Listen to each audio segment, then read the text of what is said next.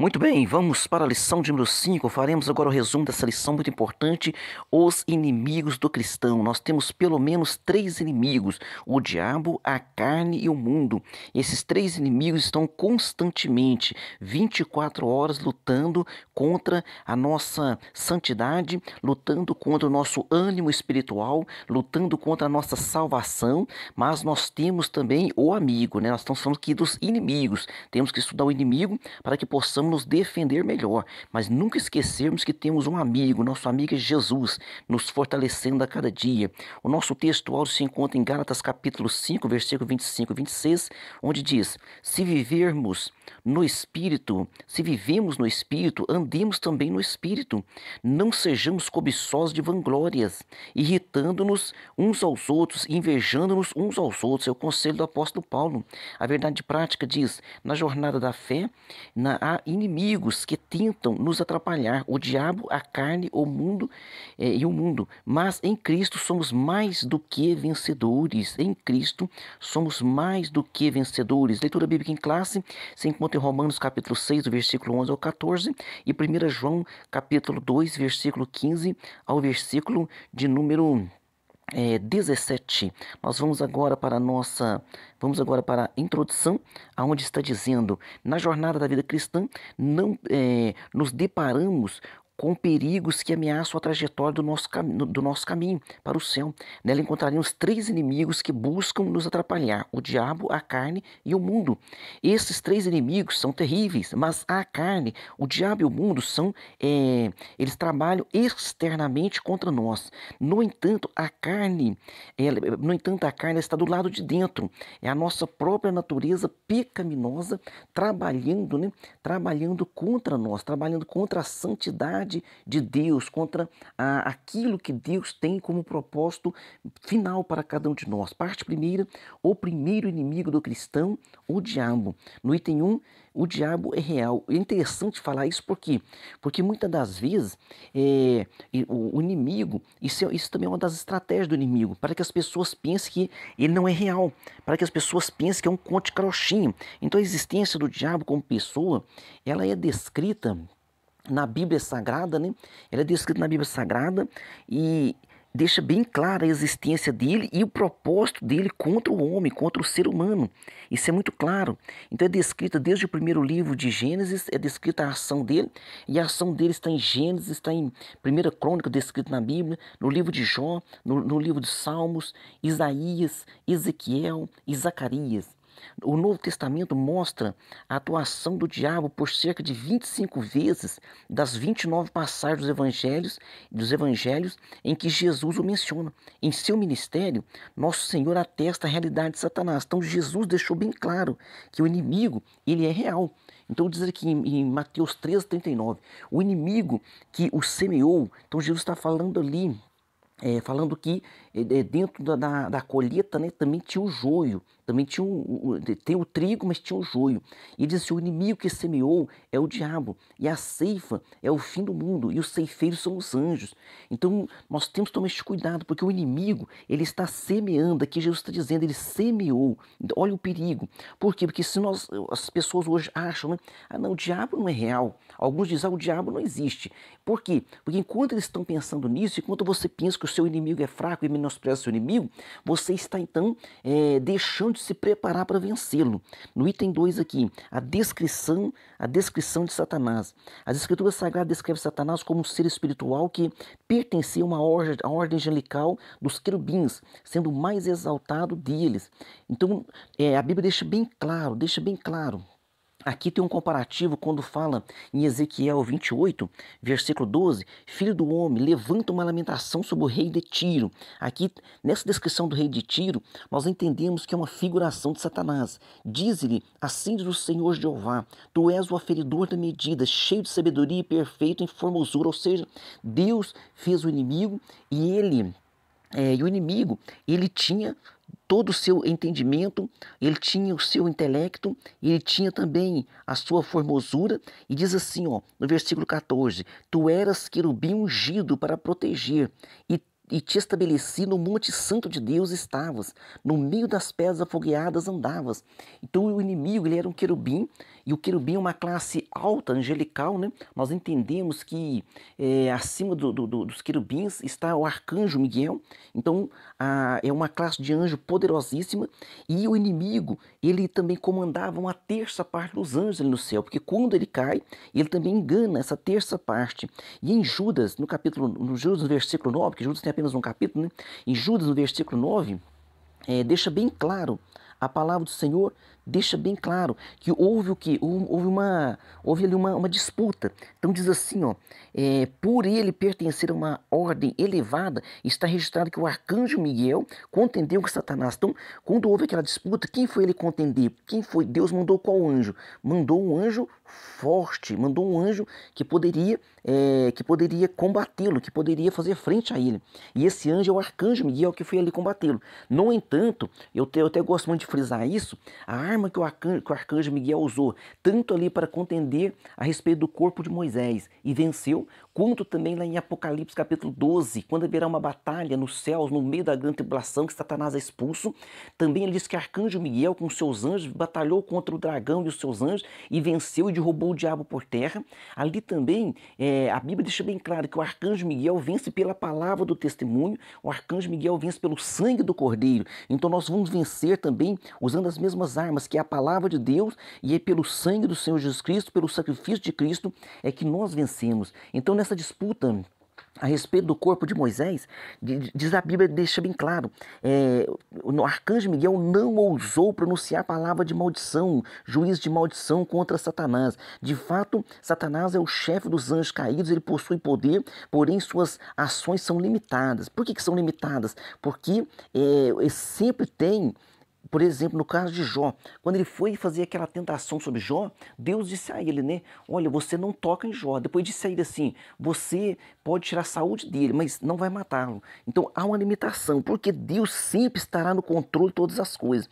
Mas dentro dos limites do que Satanás pode fazer, isso aí já é uma grande causa contra o ser humano, porque vem todo tipo de tentação. Mas nós temos que lembrar o seguinte, o ser humano, na sua essência humana, jamais poderá vencer Satanás. E o ser humano só poderá vencer Satanás quando ele estiver com o amigo Jesus ao seu lado. Veja bem, então o arcanjo Miguel, que é um anjo muito poderoso, ele não usou a sua própria força, mas ele falou, o Senhor te repreenda. Então Miguel falou desta forma, o Senhor te repreenda. E é dessa forma que nós também precisamos falar. 2 Coríntios capítulo 4, versículo 4, nos quais o Deus deste século, tá vendo só? Aqui está dizendo bem claro, Satanás é Deus com letra minúscula. O Deus desse século cegou os entendimentos dos incrédulos para que não lhes resplandeça a luz do evangelho da glória de Cristo, que é a imagem de Deus. Então, Satanás é o Deus desse século, Deus com letra minúscula, e tem cegado o entendimento de muitos. Também podemos afirmar que Satanás é um ser que possui personalidade, ou seja, ele tem inteligência, ele possui sentimentos, ele tem raiva. O Satanás só não tem amor, só não tem compaixão. Nele está apenas a raiva, a amargura. Ele também tem desejos, tem vontade própria. Então Satanás também tem vontade própria. Olha a ousadia de Satanás descrita aqui em Isaías 14, verso 13 e 14, que diz, e tu dizias em teu coração, eu subirei ao céu, Satanás falando, e acima das estrelas de Deus exaltarei o meu trono, e no monte da congregação me assentarei, da banda dos lados do norte. Ou seja, ele disse, eu vou montar um reino no norte, subirei acima das mais altas nuvens e serei semelhante ao Altíssimo. Ainda que Satanás é o pai da mentira, ainda que Satanás ele é o criador da mentira, mesmo assim ele não conseguiu dizer serei mais alto que o Altíssimo ou serei mais poderoso que o Altíssimo, mas ele diz serei semelhante ao Altíssimo. Por quê? Porque mesmo ele sendo mentiroso, ele sabe que jamais pode existir essa frase, ser maior do que Deus, mas só que ele também pretendeu uma coisa que não existe, ser igual a Deus, ser semelhante ao Altíssimo, e nesse instante ele foi derribado por terra. Então nosso Senhor considerava Satanás como uma pessoa, e por isso usou pronomes pessoais para referir-se a ele. Então Satanás é uma pessoa, os anjos possuem personalidade, né? Os anjos possuem personalidades, todo anjo possui inteligência, intelecto, vontade própria, livre-arbítrio, sentimentos, e Satanás não é diferente. Então ele é uma pessoa e trabalha todos os dias contra as nossas vidas. No item 3, a identidade do inimigo.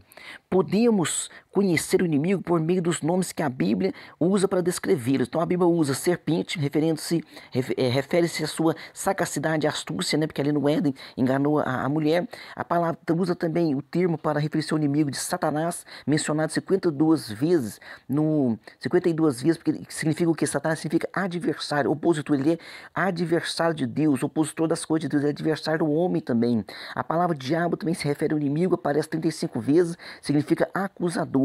Também chamado de maligno, revela o seu caráter. Qual é o caráter do inimigo? Ele é maligno. Também dragão, e está aqui descrito aqui em Apocalipse 12, versículo 3, 4, 9, 10, como dragão vermelho. Significa o quê?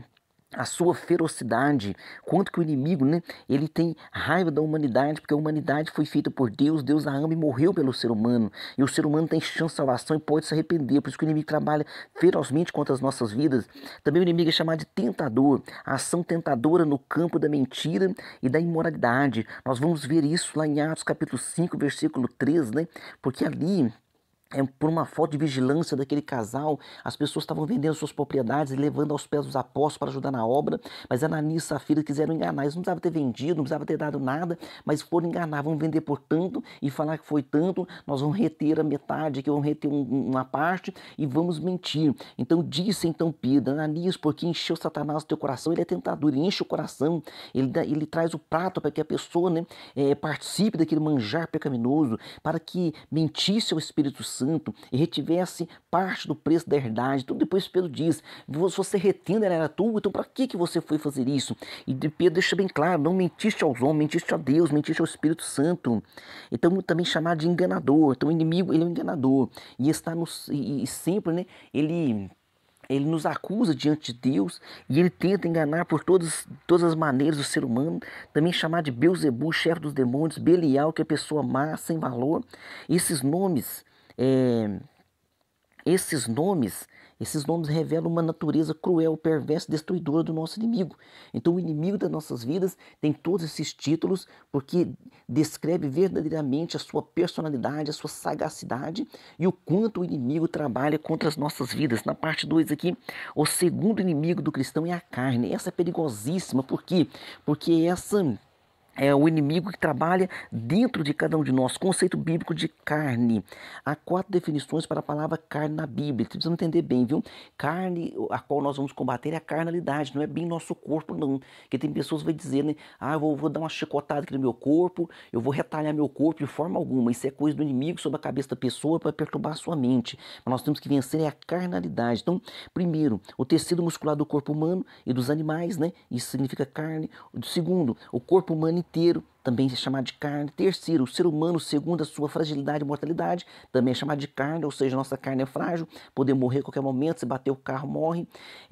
Quarto, a natureza humana pecaminosa. Então, essa aqui é a que nós precisamos combater, que é a carnalidade. Dentre muitas perspectivas da palavra carne, na Bíblia, a expressão concupiscência da carne, que tem grande relevância.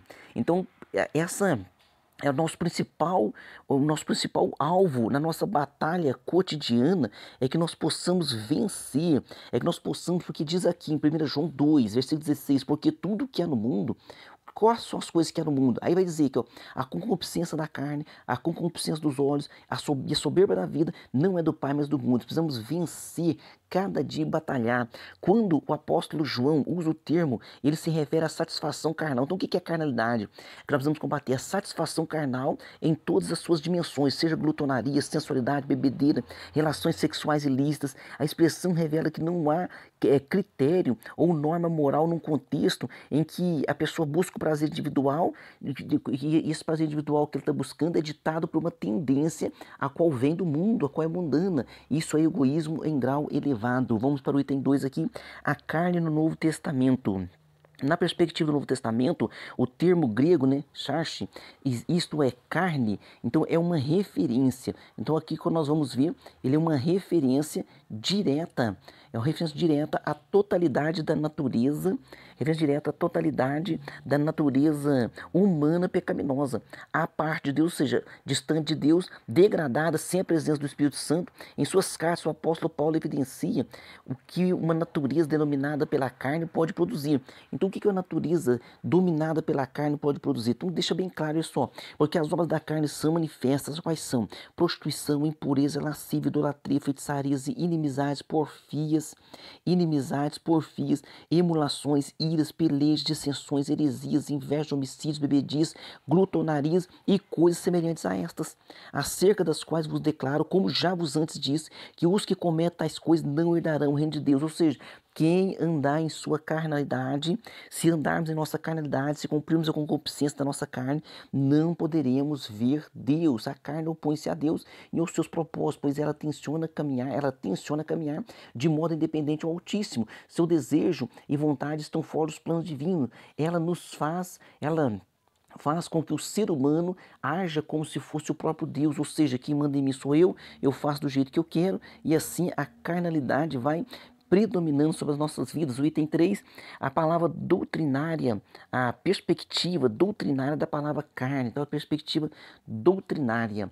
Doutrinariamente, a carne é a natureza humana decaída, a natureza humana depois da carne, depois da queda de Adão, ou seja, é a nossa natureza decaída. Então nós temos dentro de nós a natureza decaída, ela só pode ser transformada através do Senhor Jesus Cristo, mas dentro de nós permanece alguma coisa ali, então dentro de nós permanecem duas naturezas lutando ali. A Bíblia diz que nós temos o Espírito com letra minúscula, este veio de Deus e almeja as coisas de Deus, e dentro de nós tem a carnalidade. Então há uma batalha constante entre o Espírito e a carne. Como vimos, a expressão carne pode ser usada para referir-se ao corpo humano, mas também à natureza pecaminosa.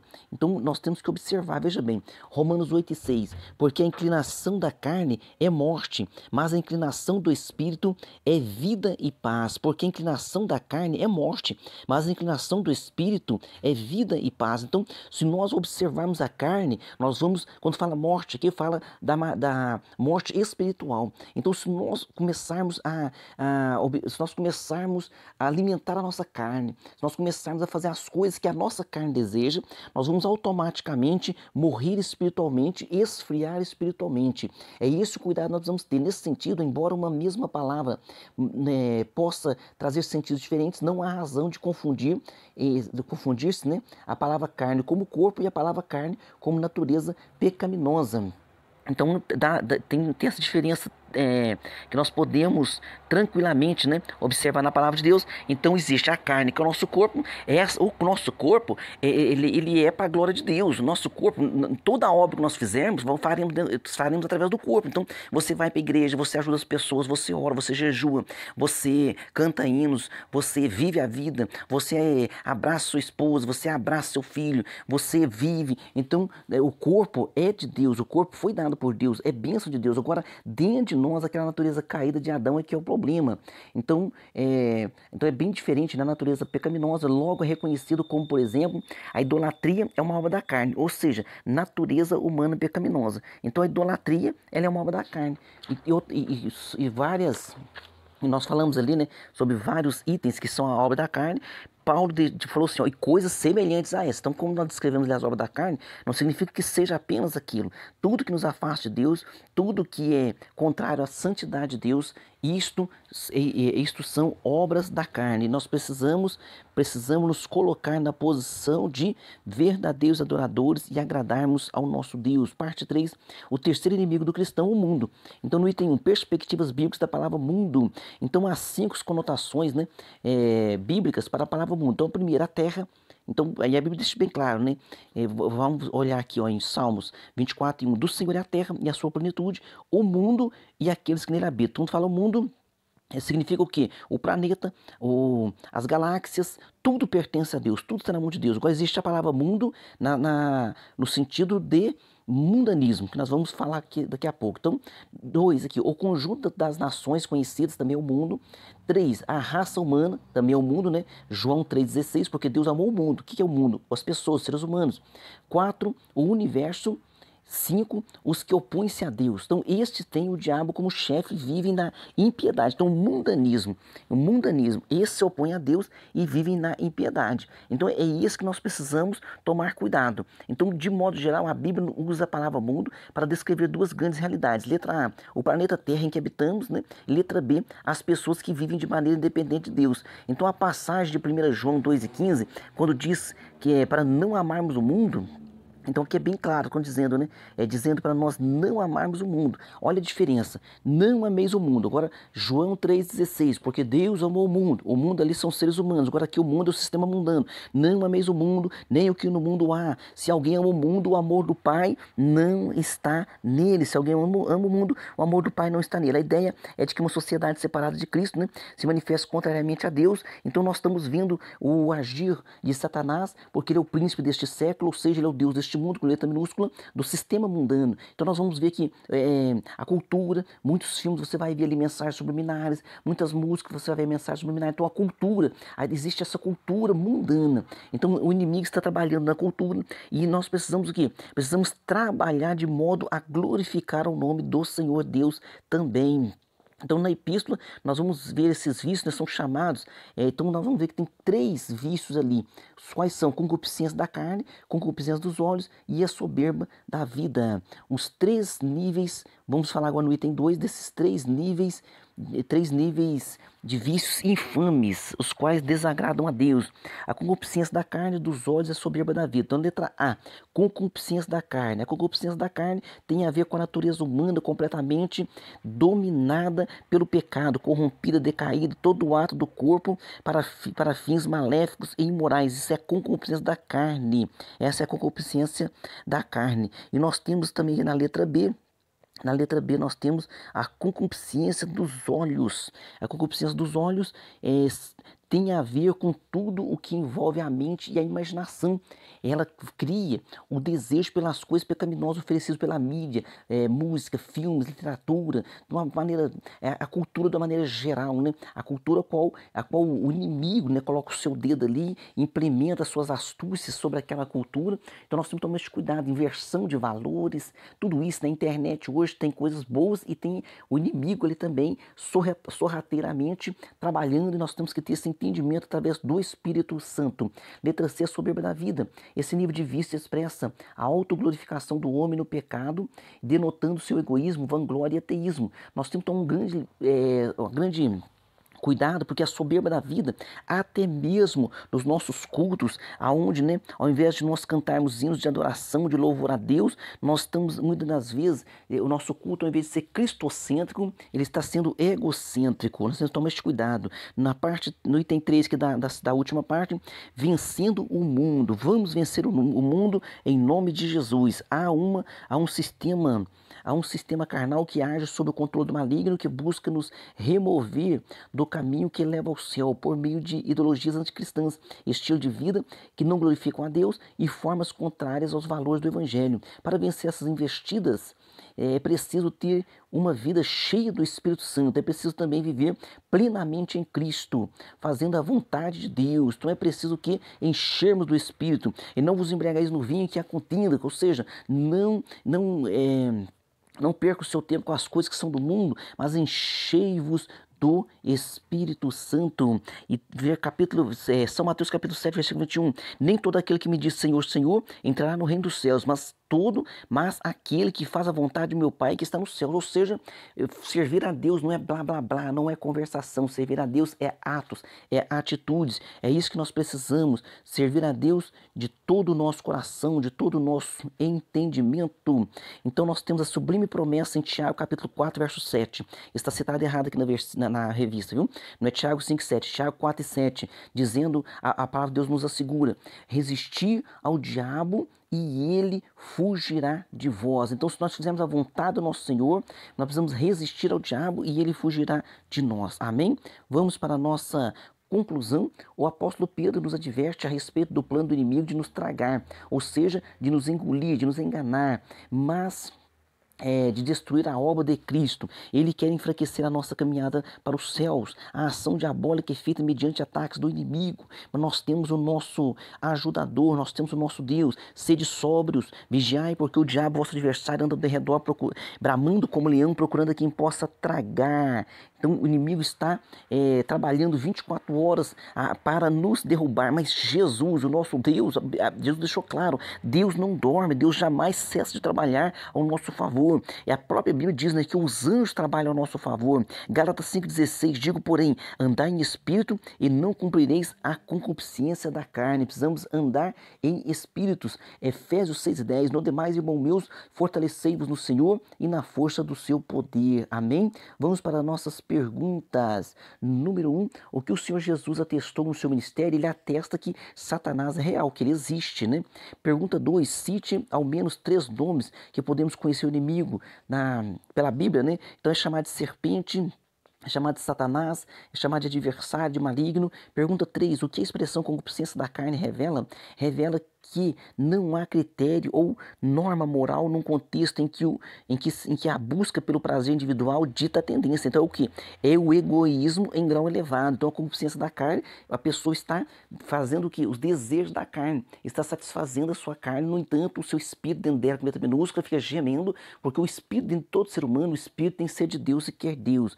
Pergunta 4, qual a perspectiva do Novo Testamento em relação à palavra grega charche, ou seja, carne? Na perspectiva do Novo Testamento, o termo grego charche, isto é, carne, é uma referência direta à totalidade da natureza humana pecaminosa, distante de Deus, degradada, sem a presença do Espírito Santo. Pergunta 5, de acordo com a lição, quais são os 3 níveis de vícios infames? É a concupiscência da carne, a concupiscência dos olhos e a soberba da vida. E nós só vencemos esses 3 inimigos com a graça de Deus, com a ajuda do Espírito Santo, mas maior é aquele que está conosco do que aquele que está no mundo. Amém? Deus abençoe você e até a próxima aula.